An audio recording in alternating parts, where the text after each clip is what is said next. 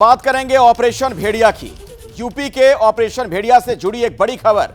बहराइच में महसी और शिवपुर के गांव में अलर्ट है।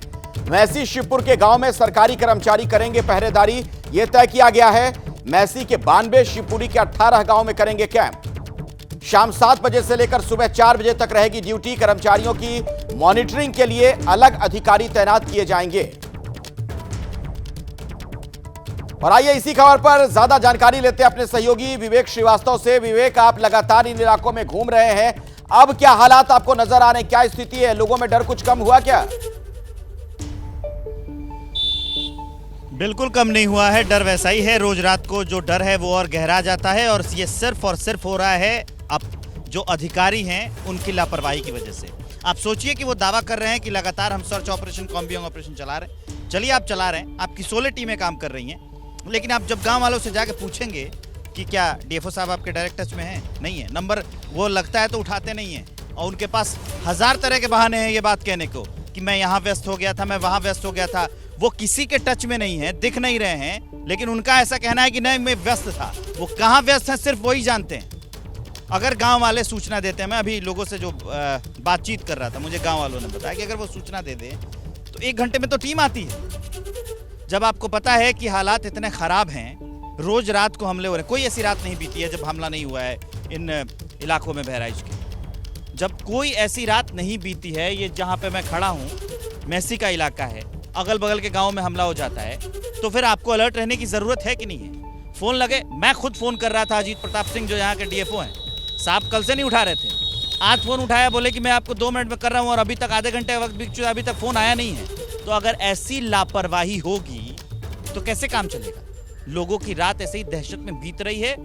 कल हमला हुआ है, भगवान न करे कि फिर हो, लेकिन मैं यहाँ 2-3 दिनों से आप देख ही रहे हैं। कल मैं खुद रात को जंगलों में चल रहा था, कल रात को हमला हुआ, परसों रात को हमला हुआ और आज रात को फिर। दरअसल बहराइच में भेड़िए का जो आतंक है वो कम नहीं हो रहा है। 6 साल की बच्ची पर भेड़िए ने हमला कर दिया, उसकी जिम्मेदारी बड़ी जानकारी निकलकर सामने आ रही है। भेड़िए के अटैक में अब तक 10 लोगों की मौत हुई है, 50 से ज्यादा लोग भेड़िए के हमले में घायल हो चुके हैं। 6 साल की बच्ची पर भी भेड़िए ने अटैक किया है। बच्चे बहुत आसान टारगेट इस भेड़िए के होते हैं क्योंकि वो उस तरीके का विरोध नहीं कर पाते हैं या फिर भाग नहीं पाते हैं, और ऐसे में मासूम बच्चों को शिकार बना रहा है ये भेड़िया, खूंखार भेड़िया। और बहराइच में भेड़ियों का खौफ किस कदर है, उसकी बानगी ये तस्वीरें हैं, देखिए जरा, समझिए। इंसानी खून के प्यासे भेड़िए अब तक 10 लोगों की जान ले चुके, जिनमें से 9 तो बच्चे हैं। 35 गांव में भेड़ियों की दहशत है। 350 से ज्यादा सुरक्षाकर्मी दिन रात सर्च ऑपरेशन में जुटे हुए हैं। थर्मल ड्रोन, इंफ्रारेड कैमरे, थर्मो सेंसर से भेड़ियों की तलाश की जा रही है, यानी तकनीक का सहारा भी लिया जा रहा है। दावा तो यही है। पिंजरे लगाए गए, लेकिन अभी तक आदमखोर भेड़ियों के पूरे झुंड को पकड़ा नहीं जा सका है।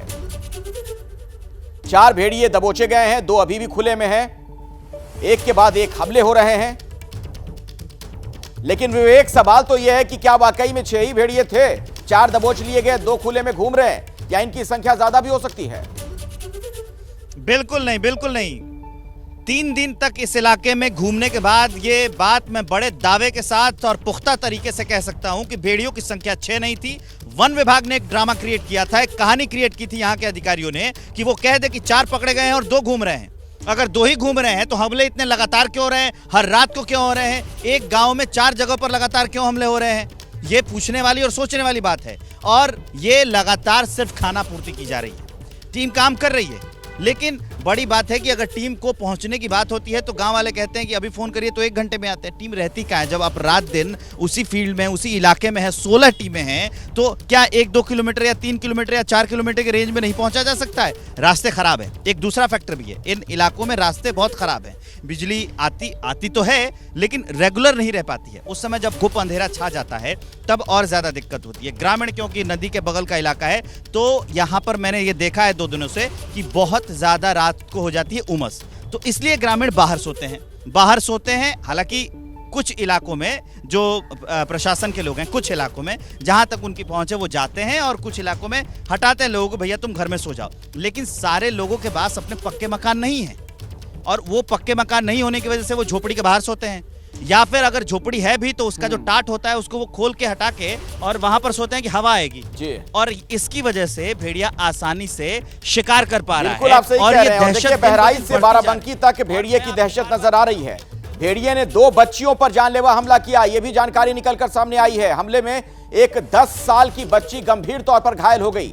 डॉक्टरों ने बच्ची को लखनऊ KGMU रेफर किया है, जबकि दूसरी बच्ची का स्थानीय अस्पताल में ही इलाज चल रहा है। तो एक के बाद इस तरह की घटनाएं कई सारी सामने आ गई हैं। बहराइच से लेकर बाराबंकी तक भेड़ियों की दहशत है। आदमखोर हो चुके हैं भेड़िए, उन्हें इंसानी खून की लत लग चुकी है।